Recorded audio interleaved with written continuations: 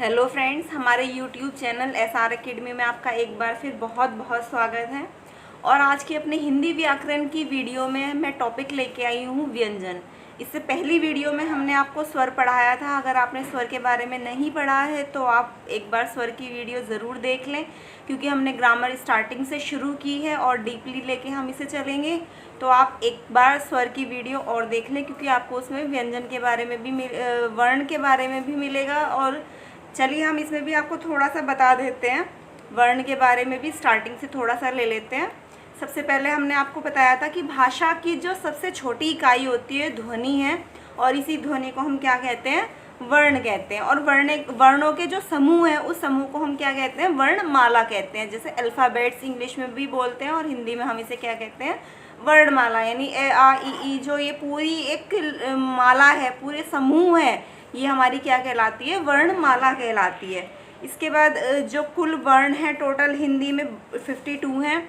वर्णमाला, पूरी वर्णमाला को हमने ये आपको पिछली वीडियो में बताया था, 3 पार्ट में 3 कैटेगरी में डिवाइड किया है, स्वर, व्यंजन और अयोगवाह, जिसमें से स्वर हम अपनी पिछली वीडियो में पढ़ चुके हैं। आप प्लीज़ उस वीडियो को एक बार ज़रूर देखें, आपको बहुत अच्छे से समझ आएगा। आज हम बताने जा रहे हैं आपको इस वीडियो में व्यंजन के बारे में, ठीक है।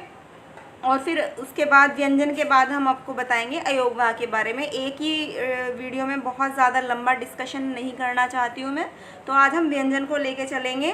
तो जानिए सबसे पहले व्यंजन क्या है।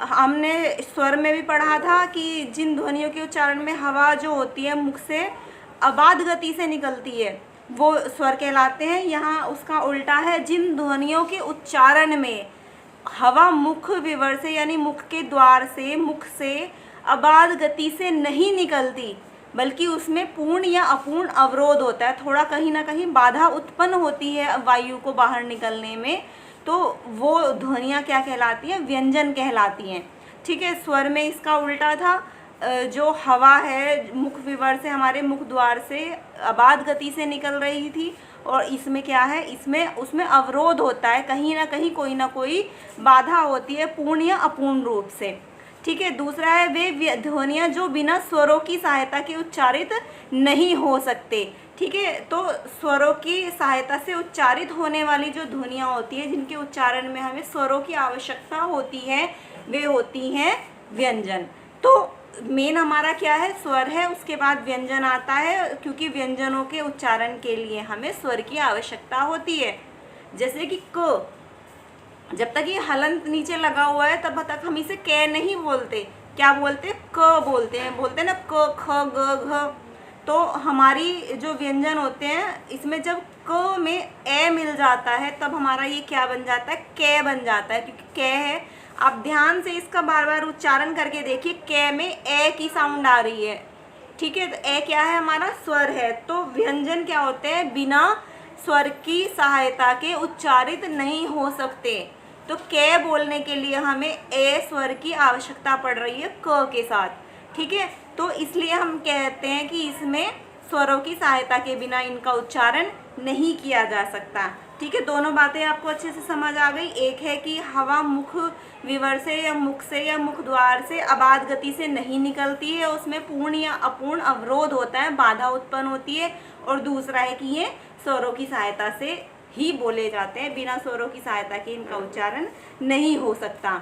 अब आइए देखते हैं व्यंजनों के विभिन्न प्रकार। इस वीडियो में हमारा मेन जो टॉपिक है वो यही है कि व्यंजन क्या होते हैं और व्यंजन कितने प्रकार के होते हैं, ठीक है। तो व्यंजन हमारे सबसे पहला आता है स्पर्श व्यंजन, दूसरा आता है अनुनासिक व्यंजन, तीसरा आता है अंतःस्थ व्यंजन, चौथा आता है ऊष्म व्यंजन, फिर आता है उत्क्षिप्त व्यंजन, ठीक है। और सबसे आखिरी हमारा है संयुक्त व्यंजन। तो हमने इन्हें 6 कैटेगरी में डिवाइड किया है मेनली। इसके अलावा भी और कैटेगरीज होती हैं जो हम आपको बाद में अगली वीडियो में पढ़ाएंगे।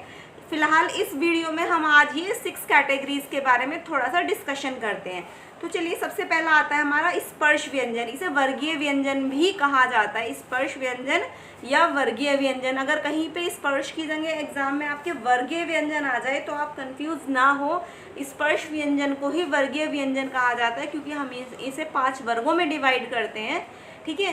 देखिए, जीवा का कोई ना कोई भाग मुख के किसी न किसी भाग को स्पर्श करता है, जब हम इनका उच्चारण करते हैं तो हमारी जीवा का भाग, आगे का, पीछे का, बीच का, कोई ना कोई भाग मुख के किसी ना किसी तालु को, दंत को, कहीं होठ को, किसी ना किसी भाग को स्पर्श जरूर करता है।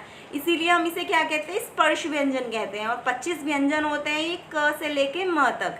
ठीक है, 5 वर्गों में इसे डिवाइड किया जाता है, इसीलिए ये वर्गीय व्यंजन कहलाते हैं। और ये हमारे कौन से हैं, ये हैं। ठीक है, कवर्ग, चवर्ग, टवर्ग, तवर्ग और पवर्ग। कवर्ग में क ख ग घ ण, चवर्ग में च छ ज झ ण, टवर्ग में ट ठ ड ढ ण, तवर्ग में त थ द ध न और पवर्ग में प फ ब भ म। ठीक है, ये 5-5 व्यंजनों का 5-5 अल्फ़ाबेट्स का ये समूह होता है और इसे एक समूह को एक वर्ग कहा जाता है। और उसके पहले अक्षर से, पहले वाले वर्ण से उसकी ये देखा जाता है, जैसे क से शुरू हो रहा है, क ख ग घ ण, तो हम इसे कवर्ग कहते हैं। उसकी पहचान जो होती है वो उसके पहले अक्षर से होते हैं, पहले वर्ण से होती है। ठीक है, इसलिए कवर्ग, चवर्ग, टवर्ग, तवर्ग और पवर्ग, इन्हें 5 वर्गों में विभक्त किया गया है। और हर वर्ग में 5-5 इसमें ध्वनियाँ हैं, 5-5 इसमें वर्ण हैं। तो हम इसे क्या कहते हैं, ये टोटल कितने हो गए, 25 हो गए। 5 वर्ग और 5-5 वर्ण, टोटल 25 इसमें हो गए। अगला आता है अनुनासिक। देखिए, अनुनासिक, नासिका से जो व्यंजन बोले जाते हैं, जिनमें वायु जो होती है हमारी नासिका मार्ग से, यानी नाक के मार्ग से निकलती है, उन्हें हम क्या कहते हैं, अनुनासिक व्यंजन कहते हैं। जितने भी हमारे स्पर्श व्यंजन के जितने भी आखिरी वाला वर्ण है, ये सारे क्या होते हैं, नाक से बोले जाते हैं, इसलिए हम इन्हें अनुनासिक व्यंजन भी कहते हैं। अगले देखते हैं अंतःस्थ व्यंजन। वे व्यंजन जिनके उच्चारण में मुख बहुत संकुचित हो जाता है। आप इन्हें बोल के देखने का प्रयास करें, आपको बहुत अच्छे से ये चीज़ समझ में आएगी कि मुख बहुत संकुचित हो जाता है, फिर भी वायु स्वरों की भांति बीच में से निकल जाती है। मुख संकुचित हो जाता है। ठीक है, य, र, ल, व, जब आप इनका उच्चारण करेंगे, उच्चारण करते हुए इन चीज़ों को आप महसूस करिए कि हमारा मुख क्या हो जाता है, संकुचित हो जाता है। ठीक है, तो वे व्यंजन जिनके उच्चारण में मुख बहुत संकुचित हो जाता है, फिर भी वायु स्वरों की तरह बीच में से निकल जाती है, तो वो हमारे क्या कहलाते हैं, अंतःस्थ, यानी बीच के स्थान से, अंदर के स्थान से बाहर आना। य, र, ल, व इसके एग्जाम्पल हैं। ये 4 होते हैं अंतःस्थ व्यंजन। अगला आता है उष्म। उष्म क्या मतलब, क्या होता है, गर्म होता है। तो वे व्यंजन जिनके उच्चारण में एक प्रकार की गर्माहट या सुरसुराहट सी प्रतीत होती है, वे क्या कहलाते हैं, हमारे उष्म व्यंजन। ये भी 4 होते हैं, श, स, स, ह। आप इन्हें बोल के देखेंगे तो एक उष्मा आपको महसूस होगी, एक गर्माहट आपको मुख के अंदर महसूस होती है। तो ये हमारे क्या कहलाते हैं, उष्म व्यंजन कहलाते हैं। ठीक है, आगे चलते हैं उत्क्षिप्त व्यंजन।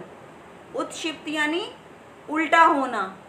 वे व्यंजन जिनके उच्चारण में जीवा की उल्टी हुई नोक, यानी जो हमारी जीवा की नोक है वो उल्टी हो जाती है, पलट जाती है ऊपर की तरफ को, और तालु को छूकर झटके से हटती है, उन्हें क्या कहते हैं, उत्क्षिप्त व्यंजन। आप बोले ड, ढ, जब ड और ढ बोलेंगे, देखेंगे आपकी जीवा पलट कर ऊपर तालवे में लग जाती है और फिर एकदम एक झटके से तालु को छूकर निकल जाती है, हट जाती है। ड, ढ, ये 2 होते हैं उत्क्षिप्त व्यंजन। और अब हमारा आता है संयुक्त व्यंजन। संयुक्त यानी जो 2 से मिलकर बने होते हैं, संयुक्त। वे व्यंजन जिनके उच्चारण में अन्य व्यंजनों की सहायता लेनी पड़ती है, वो क्या कहलाते हैं, हमारे संयुक्त व्यंजन कहलाते हैं। जैसे छ, त्र, ज्ञ और श्र। ठीक है, श में क और श, इन दोनों की सहायता लेनी पड़ती है तब ये बनता है, लेकिन उच्चारण की दृष्टि से क्या बनता है, हमारा क और छ होता है। ठीक है, जैसे कि क्षत्रिय, क्षत्रिय में हमें क और छ की ध्वनि सुनाई आ रही है, लेकिन वास्तव में ये क्वेश्चंस बहुत ही इम्पोर्टेंट है, क्योंकि वास्तव में क्या है और उच्चारण की दृष्टि से क्या है, ये दोनों चीज़ें अलग हो गई दोनों में। इसलिए कई बार इसमें ये चीज़ें पूछ ली जाती है कि उच्चारण की दृष्टि से श है, क्षत्रिय वाला श किन से मिलकर बना है और वास्तव में ये किससे बना है। तो आप इस चीज़ को ध्यान रखें। त्र, त और र दोनों की ध्वनि निकल रही है, त्र। इसी तरह ज्ञ, ज्ञ में ध्वनि किसकी निकल रही है, ग और य की, ज्ञ। लेकिन बना किससे है वो, ज और अण से। ठीक है, इस चीज को बहुत ध्यान रखना है आपको। श्र, श और र, श्र। ठीक है, तो ये जो पहले वाले वर्ण हैं ये आधे होते हैं और बाद वाला वर्ण पूरा होता है, इसीलिए पहले वाले वर्ण के नीचे हलंत लगा हुआ है क्योंकि ये पूरा नहीं होता। ठीक है, श्र, शर, अगर ये दोनों ही पूरे होते तो क्या हो जाता, शर हो जाता, लेकिन क्योंकि श आधा है तो श्र। ठीक है, तो ये हमने आपको व्यंजन के बारे में बताया। व्यंजन के बारे में अभी बताने के लिए मेरे पास आपको बहुत कुछ है जो मैं आपको दूसरी वीडियो में बताऊंगी। अगर इसमें आपको कुछ समझ में नहीं आया हो तो आप पूछ सकते हैं कमेंट बॉक्स में, हमें कमेंट करके आपकी जो भी क्वेरी हो पूछ सकते हैं। अगर आपको हमारी वीडियो अच्छी लगी हो, समझ में आई हो अच्छे से, तो प्लीज़ हमारी वीडियो को लाइक ज़रूर करें, शेयर ज़रूर करें, और जो अभी आपको लगा हो प्लीज़ कमेंट करके हमें कमेंट बॉक्स में ज़रूर बताएं। इससे क्या होता है, इससे हमें वीडियो बनाने के लिए प्रोत्साहन मिलता है। Thank you.